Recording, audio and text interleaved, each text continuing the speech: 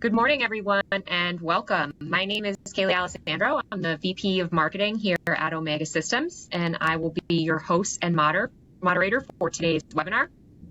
On behalf of Omega Systems and our partners at Total, thank you very much for taking the time to be with us. We have a really timely and important conversation lined up for you today. The topic is security without borders, and if you work in financial services in particular, there's a really good chance this is going to hit close to home. Your advisors are distributed today, your platforms are in the cloud, your customers expect you to be accessible anywhere at any time, and regulators expect you to have all of that locked down. So the question then becomes, does your security model actually reflect the way your firm works today? And that's what we're going to spend some time unpacking today. If you are new to Omega Systems or you're not familiar with us, I'll give a quick introduction. We are a managed IT and cybersecurity services provider focused exclusively on serving highly regulated industries.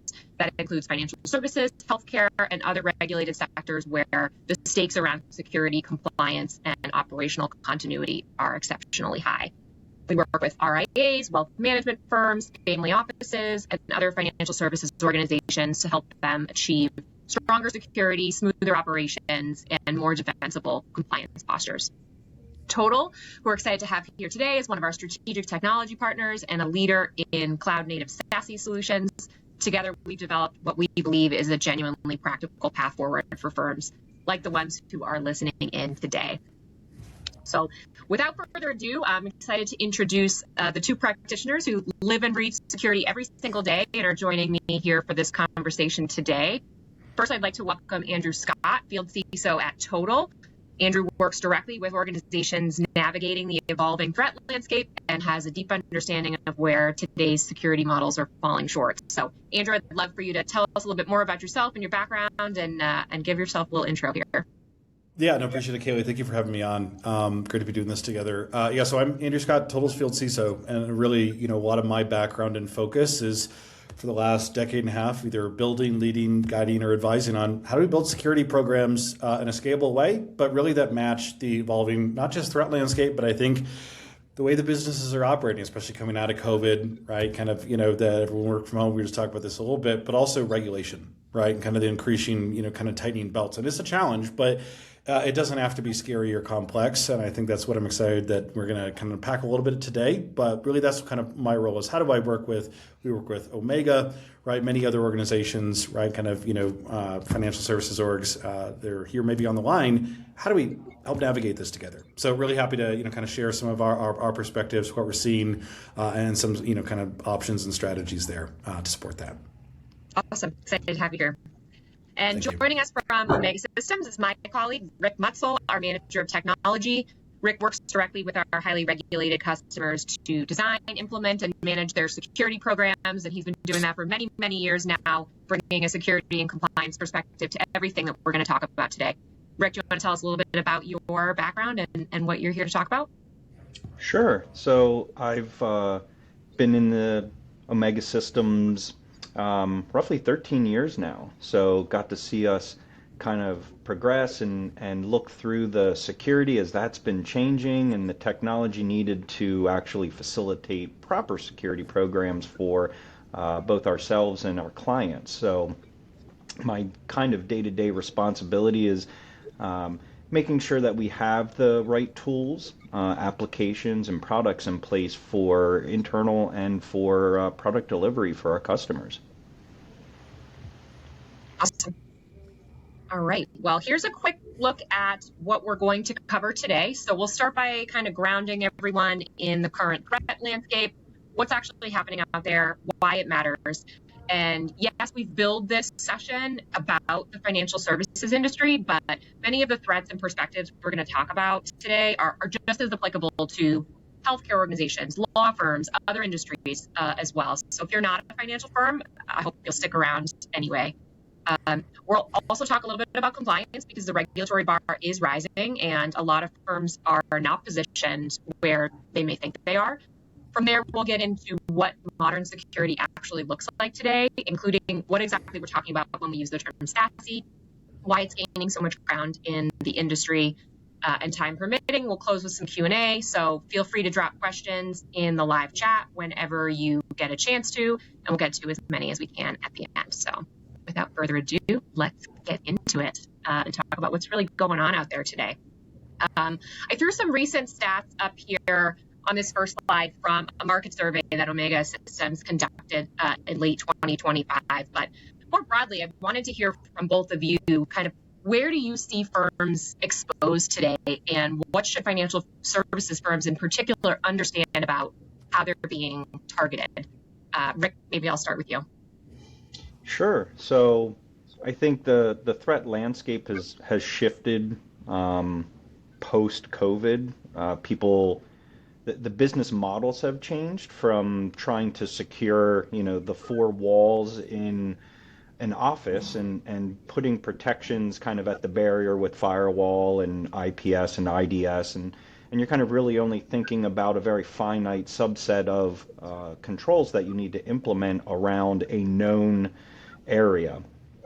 COVID hit, people no longer are in the office anymore, and so the actual scope of what you need to protect has expanded greatly, to the point where you may not know where or when people are working anymore. All those models have kind of flipped themselves around, and so having the ability to see and protect anything anywhere is kind of the world we live in now. And so threat actors have evolved in knowing this. So the traditional just pounding against the wall of known IP addresses where businesses reside is no longer the case. It could be a workstation, it could be a phone.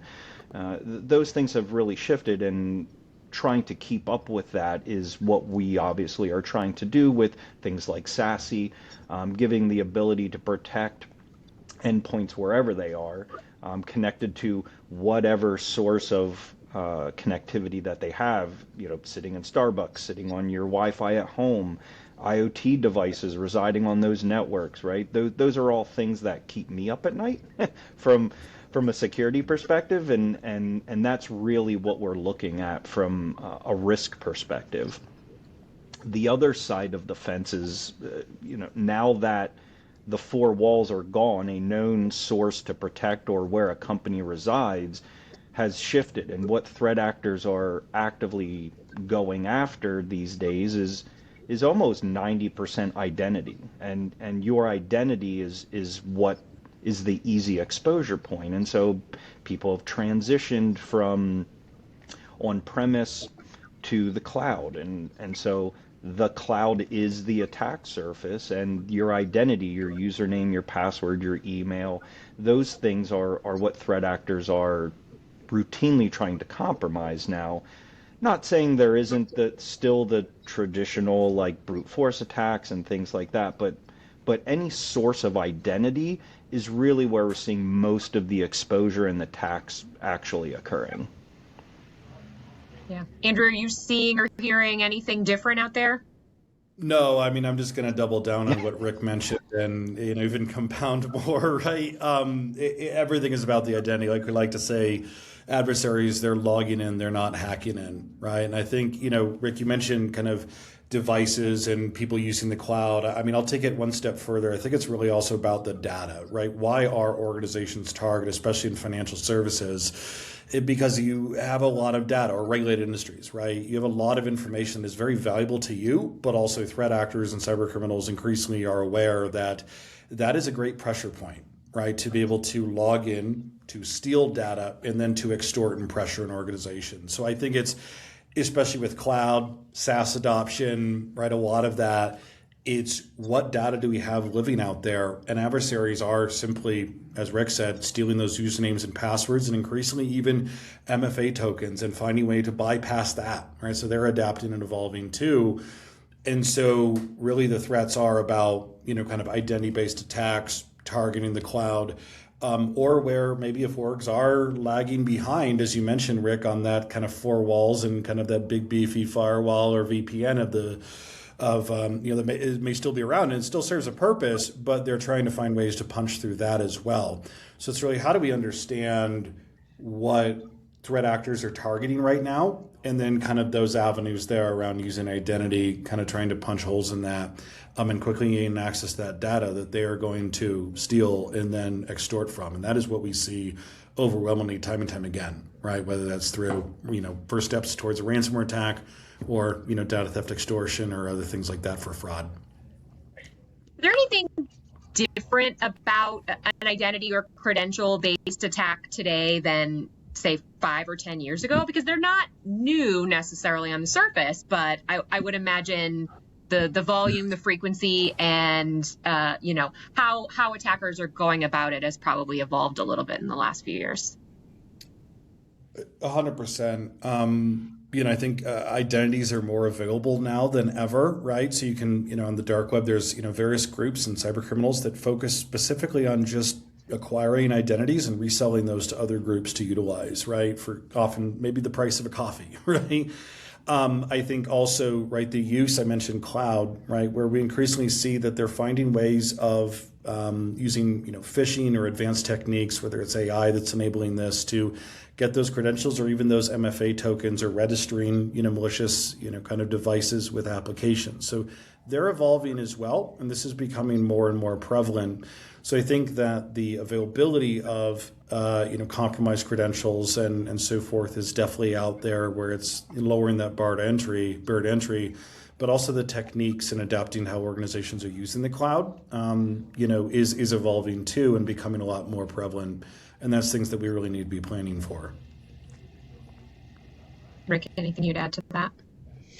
Yeah, I mean, the dark web, or wherever the information is coming from, is a large marketplace, and it is a true business model that threat actors are using, right?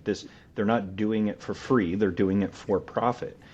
And so as we kind of see automations and the adoption of like large language models and AI processing, they're increasingly able to make more revenue on their end by even scrubbing the data. And so the traditional, I'll kind of say, brute force attacks throwing spaghetti at the wall is less relevant anymore, because modern security solutions are looking for those things, right? And we have controls in place. If there X amount of failed logins occur in X amount of period of time, then block this IP address, or lock the user account out because there's something suspicious going on. We're seeing less and less of that. Not to say it isn't still occurring, but the validation of the threat actors that are selling true validated login credentials is dramatically increasing. And so we're not really seeing that on the security side of, this is, the 50th attempt or the 150th attempt before they actually logged in from a dictionary attack, or a list of just known third-party sources for this user that also have the same email address. We're seeing first login attempts actually successful because these are already validated by a third-party source months and months ago, and then resold and out. Now it's actually being used for a malicious purpose. Awesome. Not awesome, but yes. No, not awesome. It's interesting, we'll say, how far the technology has evolved in making these attacks so prevalent. The other thing that's evolved, there's my segue, is the compliance landscape and how expectations are rising, notably for financial services firms, but other regulated industries like healthcare as well. How are you guys seeing those expectations evolve? What does it mean for a firm that's trying to keep up? How do they keep a pulse on what's changing and what's needed from a security perspective? Yeah, I'll start with this. So I think, exactly as we put right here at the top, regulators want proof. And I'll say even beyond regulators, we're now seeing, more focus and stringency from cyber insurers from upstream or business partners, right? Third party risk, really taking into account that, I think people are increasingly aware of the threats, or just they're seeing and observing the impact on, kind of peers or other industry organizations. And so that's driving a lot of where, it's moving from threats prevented to controls proven. Really, you need to have this documented. We see that with the SEC regs and kind of the, kind of push here that you need to have this documented. You need to have proof that you've got these controls in place and that you haven't just written a document, but that you're actually living it and doing it.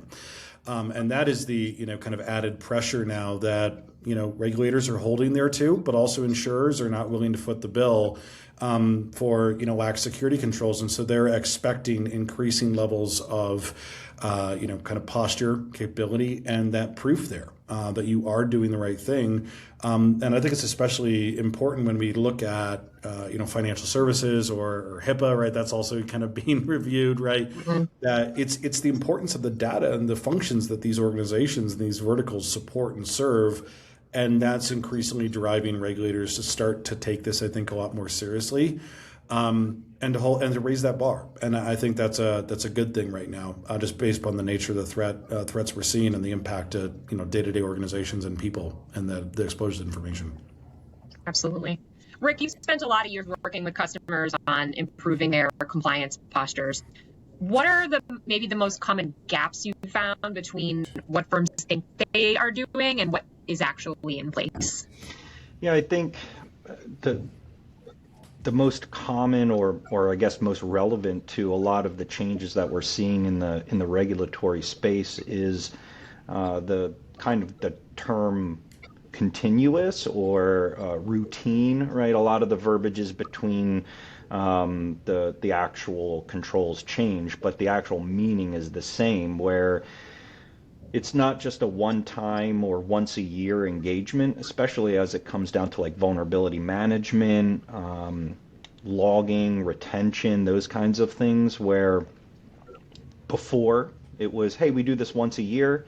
Well, that's great, and it's a great exercise to go through, but that's a point in time, and nothing ever changes throughout the year in your environment.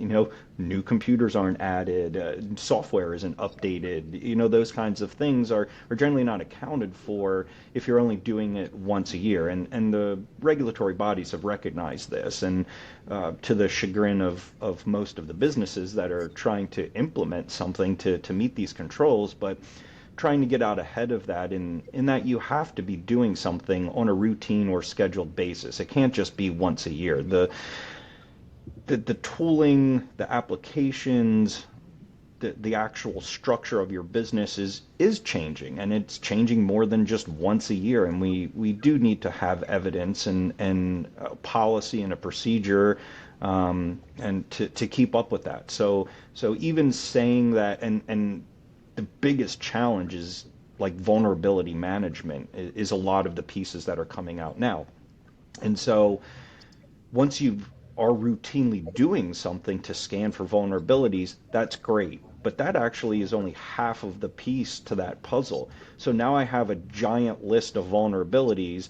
Now I have to do something with that, right? So now I've got an 800-page document with all these red lights and yellow lights, and like, what do I actually do with all of this information? And so aligning that with a procedure and times and dates and execution parameters around what to actually do once you have found those vulnerabilities, it's a lot, and it's a lot to keep up with, especially if you're a larger organization. You could have hundreds or thousands of endpoints that you need to have a remediation plan in place for.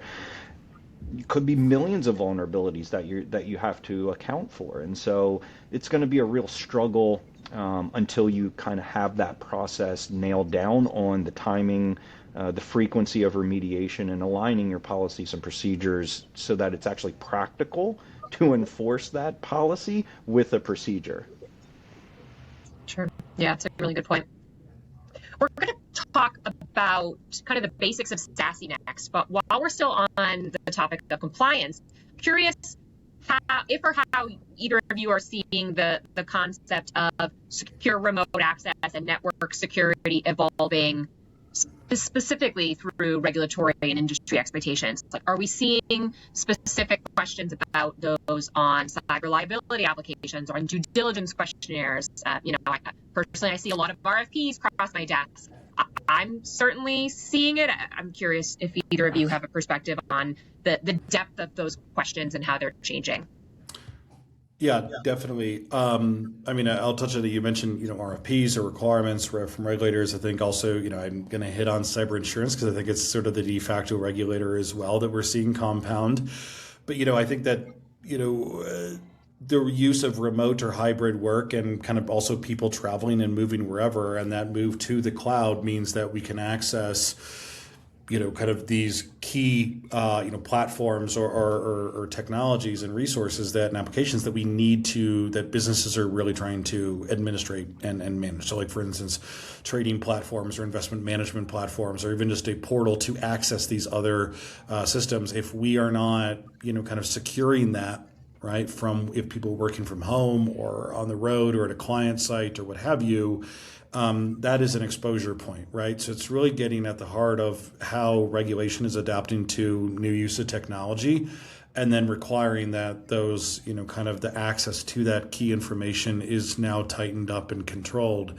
And so we are seeing a lot of that too, right? Those pressures of financial services orgs and others, through others, insurance or regulators, really being expected to, kind of ensure only the right people are gaining access to that information and those systems and applications. And that's not even financial services. We see that with like healthcare and HIPAA and a lot of the proposed regulations there too, of tightening up the belts there. So I think that, yeah, definitely we're seeing that shift towards, remote and hybrid work that has stuck around since we all went home several years ago. And I think that the way that that's interacting with key critical data that regulators are trying to manage and protect, and adapting there as well. So I would definitely agree we're seeing that shift in trend in the market.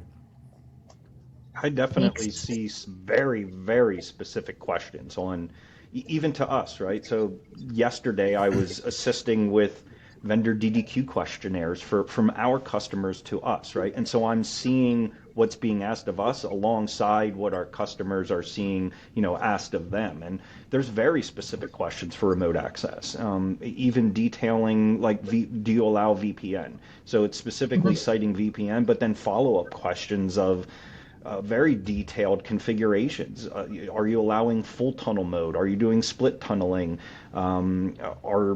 Or what devices are allowed to connect to the VPN? And so like our recommendation to our clients is always like, if you don't need a VPN, like why open that door to your environment? I mean, just going back to our previous conversation, that's the identity. That is the front door to your system. Identity is used to authenticate that. And so putting as many security controls around that as possible is definitely something that we're always recommending, not just MFA. I mean, kind of MFA is the table stakes on authentication anymore. It's like MFA on everything. Like that's been what we've said that for years, right? And so threat actors know that, and they're looking to bypass that. So like the next evolution to that is like zero trust and enforcing trusted devices. And so I know it may be a barrier or friction for users, but using your own personal device from your house to access our VPN, that should not be allowed. You have no assertion of that device. Like, are they running your acceptable antivirus program? Is it already infected? Like those kinds of things. What network are they connected to that a third party can connect into that machine to connect back over the VPN? Like, again, these are all things that I kind of run down when we're having discussions with clients, but specifically the regulations and the insurance companies have caught up to this because they've seen it over and over and over again. On the insurance side, like they don't want to pay for that exposure because you had lax security controls, right? And so they're now enforcing this on the front end when they're doing your security policy reviews, when vendor DDQs are being accomplished for you and your clients. Like those questions are being asked. Maybe you don't do business with a client if they don't have those security controls in place, because it's a liability for you that you are assuming that risk on behalf of a third party. Absolutely. All right, well, this is a perfect segue. I'm going to jump ahead because we kind of covered some of these things, but I want to transition now to what we believe is, the right modern architecture to protect all of us in this, remote first environment. Andrew, let me start with you. Can you explain SASE to our non-technical folks here and talk a little bit about how Total's platform delivers the modern security approach we're looking for in a way that's not only secure and effective, but manageable for even small and mid-sized financial services firms? Yeah, absolutely. So you'd read it, kind of looking back to a couple of things we talked about. One, identity, right, and the way that it's accessing certain things. I think the way that businesses are operating right now, right, whether it's the cloud, whether it's from devices, whether they're working from home, on the road, in the office, and kind of just the different model that businesses are now operating within, and the key critical functions that, technology or systems or data that is really important to that mission's function. That's the new world that organizations really are now confronting. And so, total SASE solution, SASE stands for Secure Access Service Edge. But what's really kind of key about this is how we meet users where they are, right? It's based upon the device, it's based upon the identity, multiple points of verification and enforcement versus what Rick mentioned. If I get access into the traditional, kind of firewall, perimeter firewall and network, then there's really no control over where else I can go. And so SASE is the evolution of adapting to not only the threats, but also increasing use of the cloud, kind of devices, identity, but it makes it very scalable, right? And kind of what Total does is really it's an agent-based approach instead of, a lot of the physical infrastructure and hardware that many orgs will struggle to implement.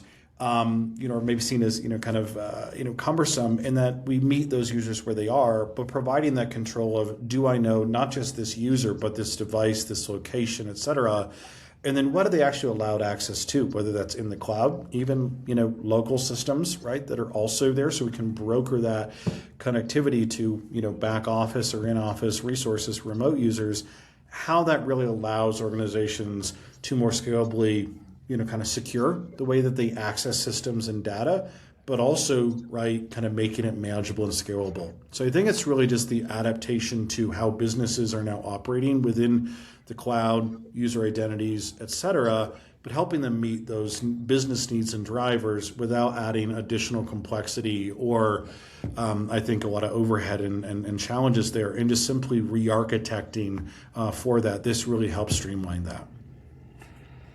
Awesome. Rick, from Omega's standpoint, can you talk about what a managed SASE deployment looks like for a customer and walk us through what that experience is like, what firms should expect?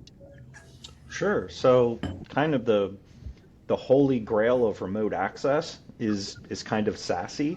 And so the struggle of people, like what do I have to connect to get access to this service, and what do I have to connect to get to over here, and that's on a file server that's still in the office, now I need to connect to the VPN, and like all that kind of goes away.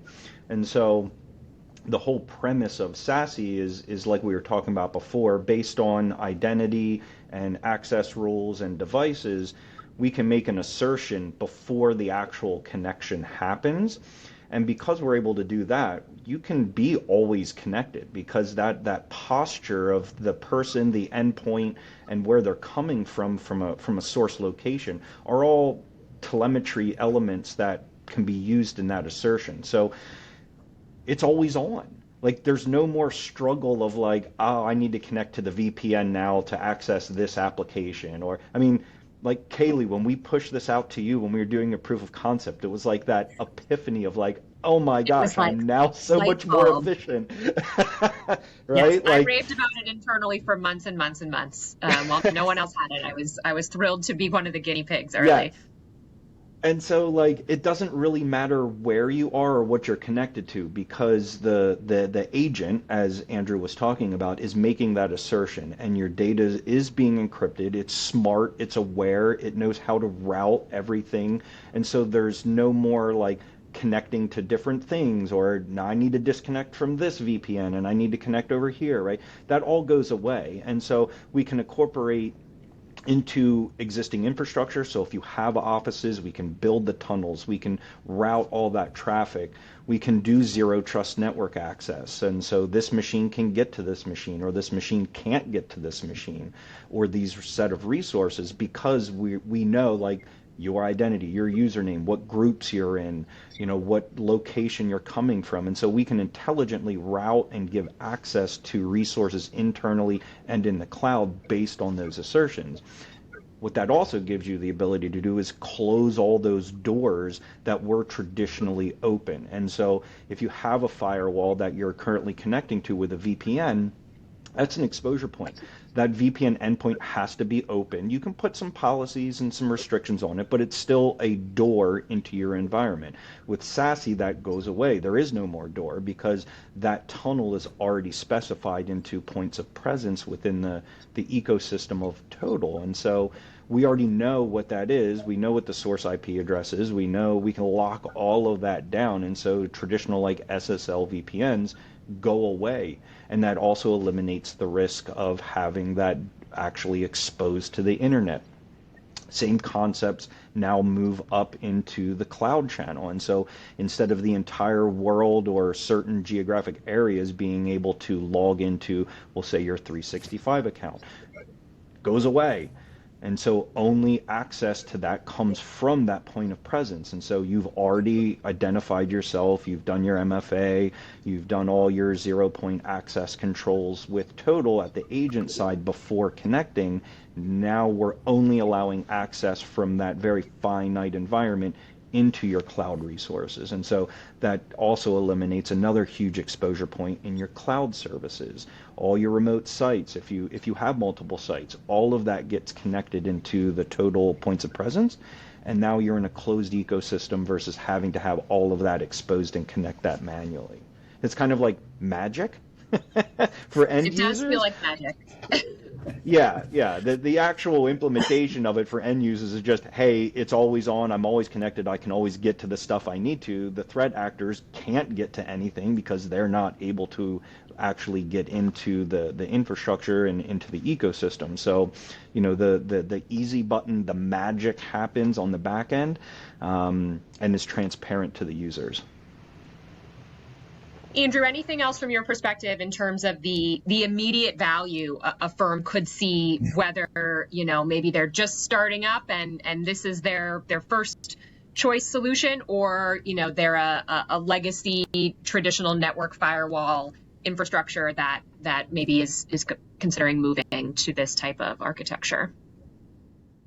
Yeah, definitely. I mean, I'll look at it from two different lenses. I'll go back to the first slide we did of the threat landscape, right? So, orgs, where we mentioned, the stolen credentials, the MFA bypass, et cetera. I like to say, like, if you're truly kind of adopting it in an easy, scalable way, also, like, as Rick was outlining, where it could be easily kind of implemented and applied, the only way, let's say, for instance, that a threat actor can actually, even my credentials or even MFA tokens or other things are stolen, the only way that user is getting, that threat actor is getting access to certain resources is if they're sitting right next to me, because my device is tied to that. Basically, I don't kind of need to so it reduces a lot of that risk, right, of where we see attacks even starting from.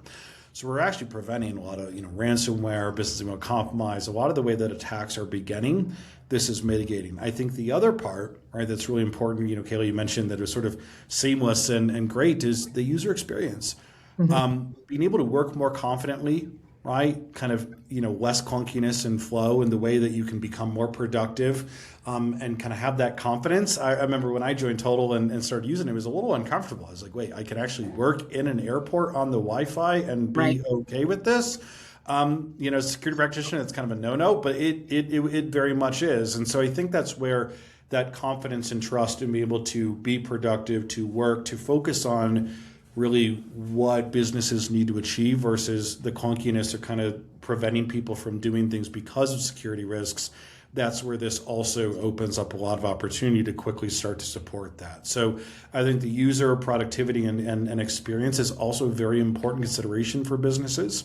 But also can't deny the threat landscape, and risk reduction, as Rick is mentioning. It buys a lot of that space and safety from where we see attacks starting from, even beginning. It's going to start to mitigate a lot of that out the gate. Absolutely.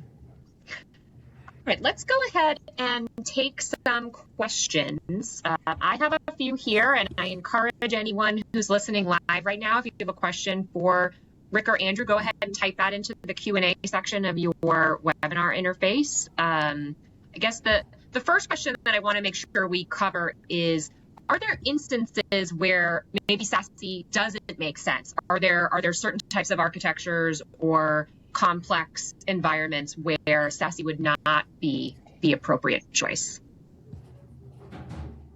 Sure. I mean, I can kind of start with this and then like Rick chime in. I think, definitely where, kind of environments that are, kind of more on-prem or air-gapped or heavily, kind of, tightened, it can add a little bit of, I think there's a planning that needs to happen.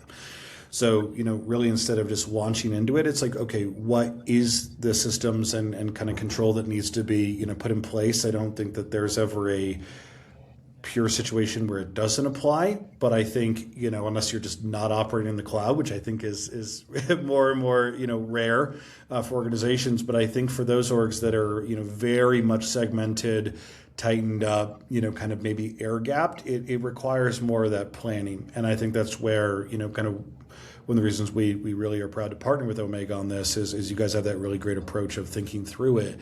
But it does require that. So I'd say I don't want to say it's not for everyone, but I think it requires some thought process depending on how far you want to go, especially if you're going to get into that zero trust network access, where now we start walling people off from various resources or areas. And that can have an adverse impact to a business if you're not fully on board with that. So I think those are key considerations where orgs may want to really do some reflection or planning before embarking on a SASE journey. But I think the benefits also, definitely there for any organization of various types. I think we all realize, given the sophistication of the threat landscape today, that it's not exactly inexpensive to protect users and a infrastructure and environment. So how does pricing for a SASE solution like Omega's compare to a traditional firewall-based security model that some firms may be more used to?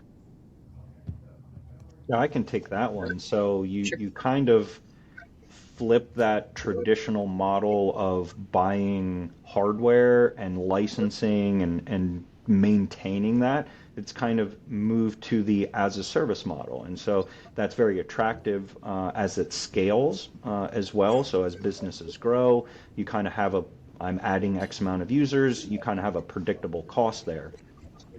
Where we see a lot of friction, frustration, and or just lack of commitment is, I bought a firewall, it needs to be maintained, it needs to be supported, and I need to make sure the features are there, right? And so it's just like anything, like you buy an Apple phone, it's only got a certain time span before the vendor no longer provides updates for that.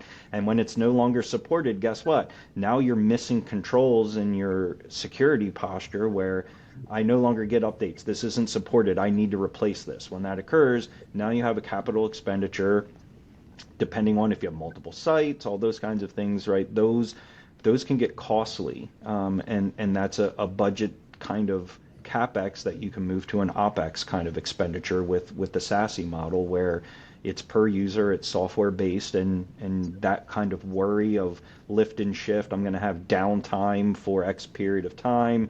And if you're a national kind of deployment, going multiple states, going cross country to lift and shift firewall replacements is usually a big burden. And so moving that into SASE, it kind of removes that friction and also the expenditures thereof of replacing those every 3 to 5 years. Great. We talked a lot today about identity and access. I'm curious what the role of employee education plays in maintaining a security strategy like this, because to your point earlier, Rick, right, feels like set it and forget it, but we want to make sure that employees aren't taking that secure posture for granted, and they're still, keeping their eyes and ears open, so to speak. So for either of you, kind of, what are your thoughts on ensuring that the employee awareness and education strategy stays high in times like these?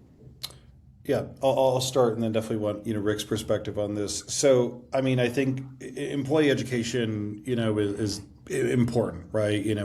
Security, because everyone's job is not just only the security team to try to protect an entire org.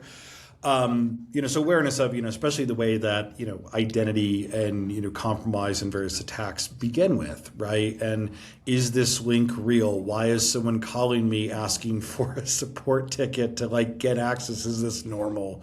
Kind of what do more advanced phishing emails and things look like? So I think that's really essential, right? If I just think about kind of the identity, but I also think that the use and techniques of technologies today, Total and what, we're partnering on together with Omega, is it buys the space back from employees being increasingly sort of, there's differences of if they're the first line defense or they're the, weakest link, depends on who you ask. But I think it also buys that space for users and businesses to focus on what they do. Right. I think it's an unfair situation to ask all the accounting teams to really be security experts on these advanced threats when their job is to be doing, market or financial analysis or really kind of pushing the business forward. And so I think SASE buys that space as well. Doesn't mean we're, kind of set it and forget it or take it, it for granted, but it allows people to focus more back on the work and work more confidently.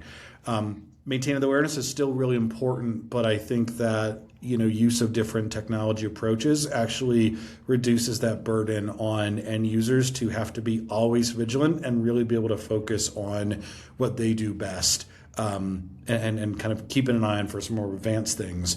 But it definitely supports, I think, that business productivity there. 100% agree. The end user, awareness and training is more relevant than ever. I think people get bogged down with it, and again, there's a reason why this is included in every security framework there is known to man. Do you do security awareness training, right? So, you're the end users who are actually clicking the buttons, and that when eventually a compromise happens, it's typically, the vast majority of the time it is an end user driven incident, right? They clicked on the link, or they opened this file, those kinds of things. So educating people on, I think, not necessarily, like you were saying, not everybody needs to be a security practitioner, but at least having the ability to say, this looks weird, let me stop and ask somebody if I should actually be doing this. But again, those additional security technical controls in place, like Total with SASE, your EDR solutions, MDR solutions, right? Those help buy the time, or at least leverage based on logging and alerting that somebody is made aware if an incident actually happens from an end user, that you can react to it quick enough and be able to mitigate that moving forward. Great. All right. Gonna kind of ask for some final thoughts or key takeaways here as we wrap up.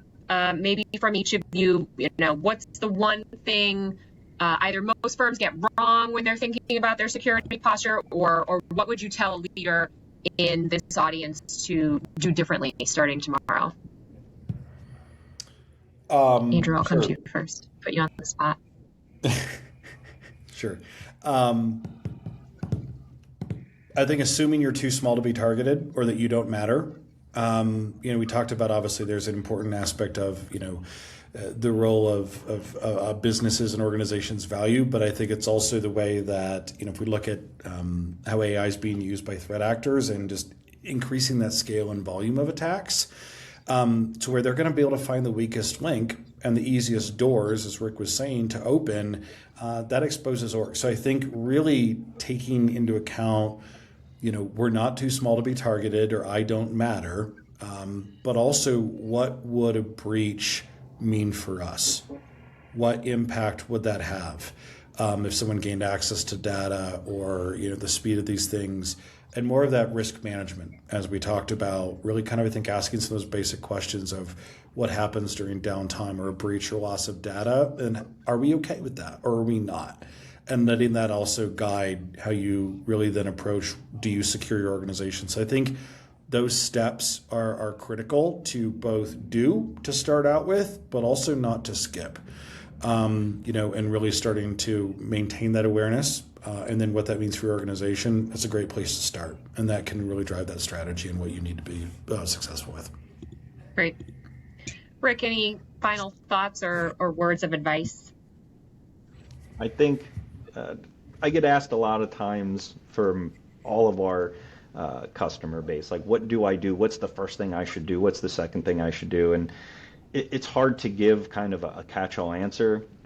I often try to equate it to similar to what Andrew was saying, like, what is the risk appetite? And that appetite for how much risk you're willing to accept is going to drive the amount of money that you will spend on your security stack. And so a smaller business, we know we have to check XYZ boxes for compliance reasons, but can we extend that further? And that's going to go, again, back to, like, what happens to my business if there is a breach, or if all of my customers' information is breached, and what is my liability? What will that do to my business? And that's really the key points that you can take to the executive, to the board level, to the C-suite, right, to help fund your security programs, and realign what the actual risk acceptance is for your company. Great points. So, to kind of wrap up, I'd be remiss if I didn't kind of leave us with some parting thoughts. I think what really today really drives home is that, the security most firms have wasn't necessarily built for the way they're actually operating today. With distributed teams, cloud-based, almost everything, people logging in from anywhere, and a lot of organizations potentially still relying on protections that assumed everyone was kind of sitting inside the same four walls. The good news, of course, as we've established, is that Omega and Total have powered a solution that's designed to solve just this problem. So we'll definitely follow up with some SASE specific details for anybody listening in today who wants to learn more. I think we left folks hopefully with some good thoughts to think about in terms of their risk appetite, what's happening in the landscape, how compliance expectations are evolving, and really how that security model is shifting rapidly to help protect users and their environments. So before I let everybody go, I want to thank everybody, obviously, for listening in, and remind them that they will get a follow-up email with links to the session replay from today, as well as some helpful SASE resources, all of which are also available at omegasystemscorp.com. Thank you to my colleague Rick for joining me for another webinar. We've done quite a few together at this stage, and a huge thank you to you, Andrew, Scott, and the team at Total for partnering with us today and in general. Again, I want to thank everybody for joining, and we hope to see you all again soon. Excellent. Thanks, Kaylee. Thank you.